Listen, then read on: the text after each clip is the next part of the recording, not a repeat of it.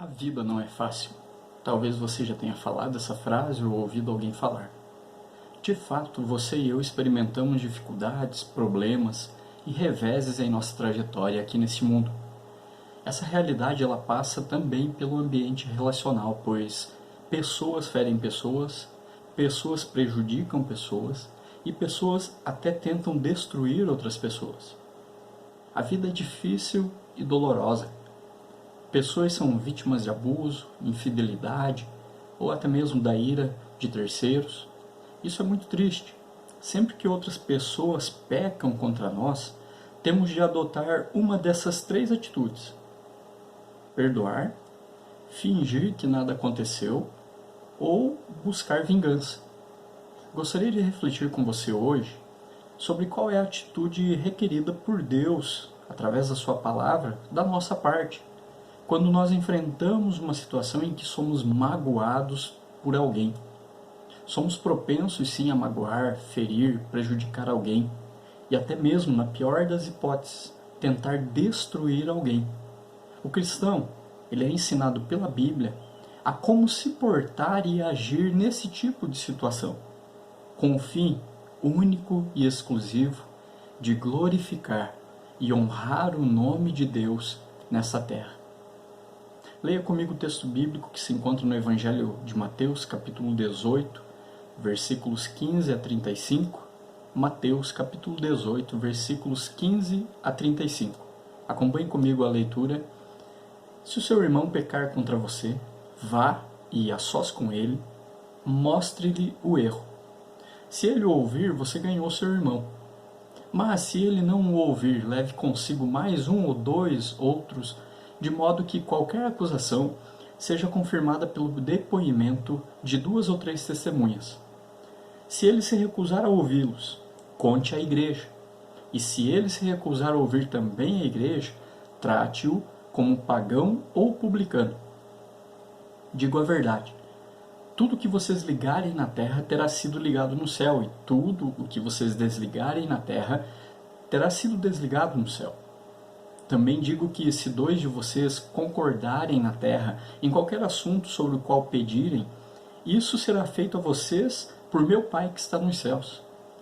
Pois onde se reunirem 2 ou 3 em meu nome, ali eu estou no meio deles.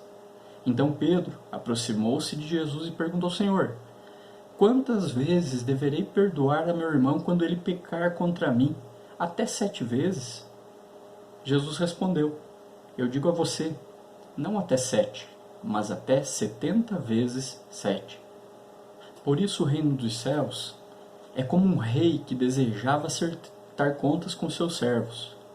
Quando começou o acerto, foi trazido à sua presença um que lhe devia uma enorme quantidade de prata. Como não tinha condições de pagar, o Senhor ordenou que ele, sua mulher, seus filhos e tudo o que ele possuía fossem vendidos para pagar a dívida. O servo prostrou-se diante dele e lhe implorou: tem paciência comigo, e eu te pagarei tudo. O senhor daquele servo teve compaixão dele, cancelou a dívida e o deixou ir. Mas, quando aquele servo saiu, encontrou um dos seus conservos, que lhe devia 100 denários.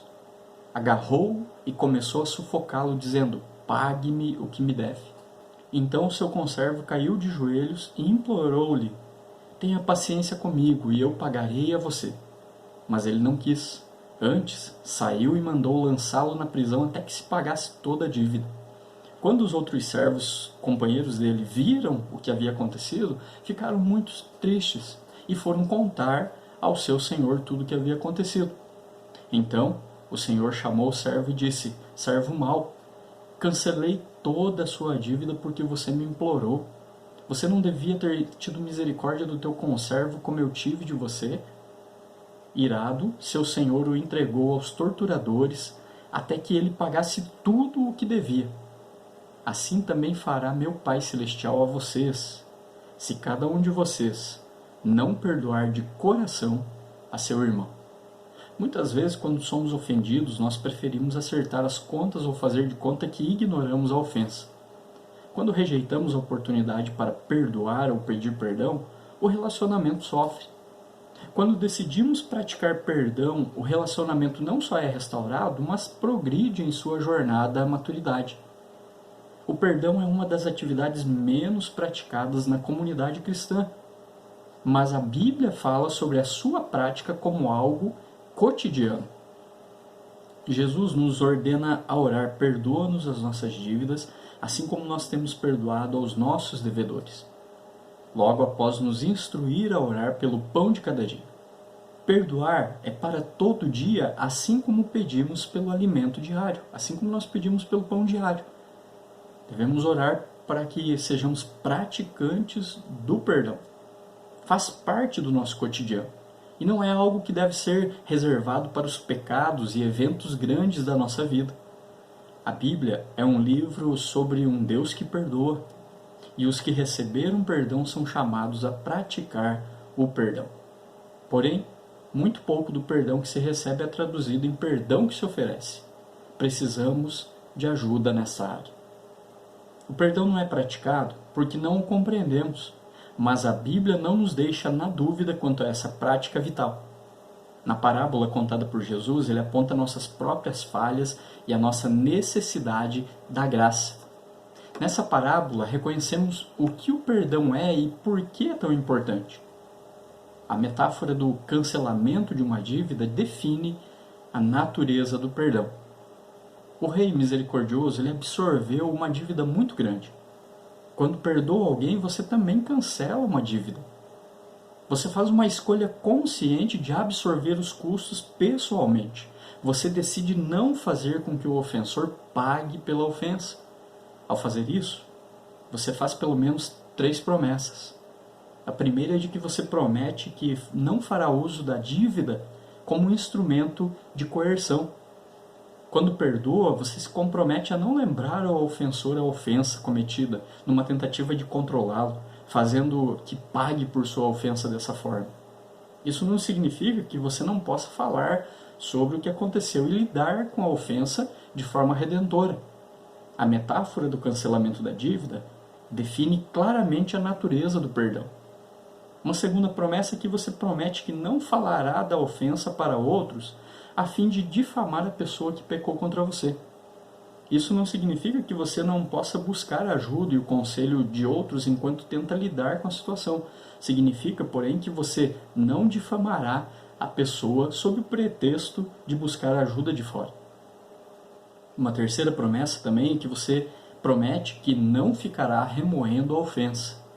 Quando alguém peca contra você, um dos seus maiores desafios é não reviver a ofensa continuamente em sua mente. Ao falhar em perdoar alguém, você quebra essas 3 promessas. Em vez de cancelar a dívida, você não permite que nem o ofensor, nem terceiros e nem mesmo você se esqueçam da dívida. Seu desejo de fazer a pessoa pagar por aquilo que fez pesa mais do que o seu desejo de perdoá-la. Não importa de que lado você analise a questão, o perdão sempre tem um preço. Independentemente do tamanho da ofensa, cancelar uma dívida e absorver os custos sempre dói. Mas a parábola nos mostra que não perdoar também tem o seu custo, o seu preço. E esse é mais alto do que o preço cobrado pelo perdão. É nesse ponto que precisamos permitir que a verdade vença os nossos sentimentos, já que, muitas vezes, ficar remoendo uma ofensa nos faz sentir bem. Esse sentimento não nos deixa ver a conta que acumulamos espiritualmente. Jesus não deixa nenhuma dúvida quanto ao fato de que o preço da constante falta de vontade para perdoar terá que ser pago por toda a eternidade. A recusa insistente de perdoar é um sinal de que você não experimentou o maravilhoso perdão de Deus. Seu comportamento feio revela o estado feio do seu coração. Além disso, apegar-se a uma ofensa fará de você uma pessoa amargurada e incapaz de amar, e você, inevitavelmente, causará danos aos seus relacionamentos. Isso é inevitável. Quando você não perdoa, você causará grandes danos ao seu ambiente relacional. Note que o servo impiedoso, o que ele fez, após recusar o cancelamento da dívida do seu conservo. Ele o agarra pela garganta, joga na cadeia aquele homem. Diante do rei ele havia sido a vítima, mas sua amargura e raiva injustificadas o transformaram em um agressor. Nosso senso de justiça rapidamente ultrapassa os limites e se transforma em vingança. Você pode não chegar ao ponto de esganar uma pessoa, mas talvez a exclua da sua vida. Devemos lembrar em aprender que o perdão é um evento e um processo. O perdão não tem limites. Não há como fugir das palavras de Jesus e também não adianta tentar amenizar as suas implicações. Esse princípio se aplica a inúmeras ofensas e até mesmo à sua repetição infinita.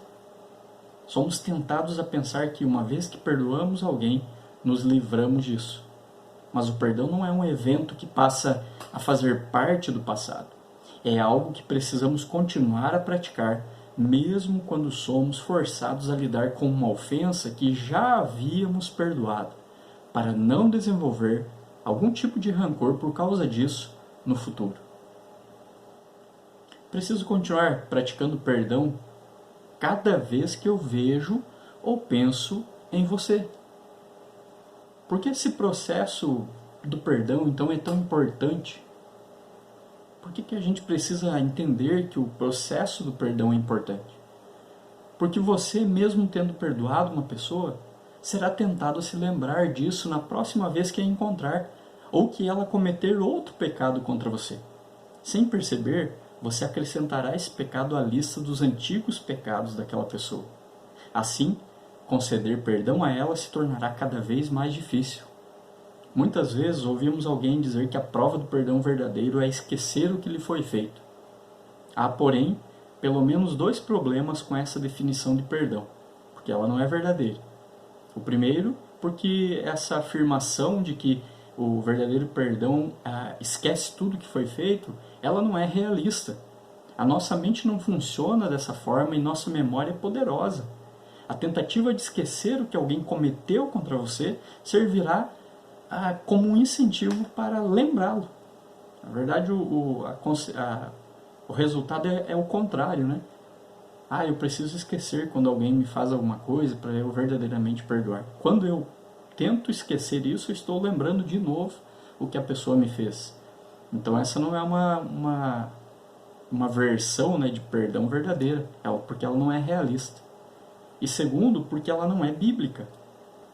Muitas pessoas usam o texto de Jeremias, capítulo 31, versículo 34, por exemplo, né, para embasar esse tipo de pensamento. Mas quando você tenta dizer que porque Deus esquece dos nossos pecados, não lembra mais das nossas injustiças, e você traz para um relacionamento humano, é você forçar o texto de Jeremias a dizer algo que você quer que ele diga. A passagem de Jeremias não diz que Deus sofre de amnésia quando ele olha para nós. A palavra lembrar em Jeremias não é relacionada à memória, mas sim à promessa, à aliança que Deus tem com o seu povo. Deus promete que quando confessamos nossos pecados, nos perdoará. É por isso que o perdão é tanto um evento do passado quanto um processo que continuará no futuro. É uma promessa que você fez no passado e que cumprirá no futuro. É muito importante que você entenda essas 2 dimensões do perdão para não se desviar em uma de 2 direções opostas, ambas igualmente erradas. Você será atormentado por dúvidas e se perguntará se de fato perdoou porque você acredita que perdoar é igual a esquecer, ou você cederá à amargura sem perceber porque acha que, já que perdoou alguém no passado, tem o direito de guardar e nutrir alguns restos de mágoa no presente. O perdão, ele tem também 2 dimensões, uma é vertical e a outra horizontal. No Evangelho de Marcos, capítulo 11, versículo 25, a Bíblia fala sobre o perdão como uma atitude de coração diante de Deus. O contexto ali é a adoração. Quando reflito o pecado de alguém e estou diante de Deus, eu sou chamado a assumir uma atitude de perdão. Isso não é negociável. Não tenho o direito de negar perdão e guardar rancor no meu coração. Lá no Evangelho de Lucas, capítulo 17, versículo 3, por outro lado, fala sobre perdão como uma transação horizontal entre mim e o ofensor. Muitas vezes isso é chamado de reconciliação. A ênfase de Lucas, capítulo 17, versículo 3, é que enquanto devo ter uma atitude de perdão a outra pessoa, se ela se arrepender e admitir ter pecado contra mim. Mesmo se ela nunca fizer isso, sou chamado a manter uma atitude de perdão em relação ao ofensor, em relação a essa pessoa. O aspecto vertical do perdão é incondicional, mas o aspecto horizontal depende da admissão e do pedido de perdão por parte do ofensor, pois o perdão não é paz a qualquer custo. Significa que você simplesmente deve permitir que as pessoas pequem contra você? A Bíblia fala também sobre essa preocupação. A parábola contada por Jesus faz parte de uma discussão mais longa sobre a vida de uma pessoa quando ela faz parte do reino de Deus. O capítulo 18 de Mateus inteiro nos ensina a lidar com os pecados dos outros. Mateus 18, do versículo 1 a 5, ele ensina que a vida no reino de Deus exige humildade para que possamos confrontar alguém de forma sutil com seus pecados. Mateus, capítulo 18, versículos 6 a 9, ensina que a vida no reino de Deus exige que nós levemos o pecado a sério. Não podemos escondê-lo em nossa própria vida ou na vida dos outros. E Mateus 18, de 10 a 14, ele ensina que a vida no reino de Deus exige buscar as pessoas que se perderam e se desviaram. Portanto, a Bíblia nos capacita a saber como lidar com a rotina da vida e os relacionamentos. E como é vital saber como pedir e conceder perdão. Ouça essa ilustração. Um casal está conversando, o marido diz: querida, sinto muito por ter ficado magoada quando gritei com você. Eu odeio quando isso acontece.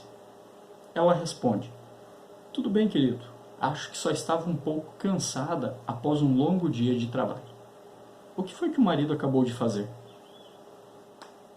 Ele jogou a culpa pela briga sobre a esposa. Deu a entender que o problema não foi ele ter gritado com ela, mas ela ser sensível demais. A esposa assume a culpa pelo pecado do marido, desculpando a sua própria reação. No início de um relacionamento, essas coisas podem não importar muito, mas no decorrer do tempo, essa versão corrompida de pedir e conceder perdão é fatal. Ninguém assume responsabilidade por pecado algum e ninguém oferece ou pede perdão. Se um pecado foi de fato cometido, ele precisa ser assumido especificamente pela pessoa que pecou. Então, essa pessoa precisa pedir perdão por esse pecado específico. Existe uma diferença entre pedir desculpas e pedir perdão. Uma desculpa é apropriada quando você faz algo sem querer. Por exemplo, se eu acidentalmente derramar uma xícara de café quente sobre você, eu devo dizer desculpa ter feito isso. E também devo fazer todo o possível para ajudá-lo na limpeza. Mas suponhamos que eu estava irritado e joguei o café em você, de propósito. E isso não foi um acidente, isso é um pecado. Eu posso até pedir desculpas, mas também preciso assumir que pequei, reconhecer que o que fiz foi errado e pedir perdão. Para isso, é necessário obter clareza sobre o que o perdão é e o que ele não é. E é outra coisa completamente diferente praticá-lo.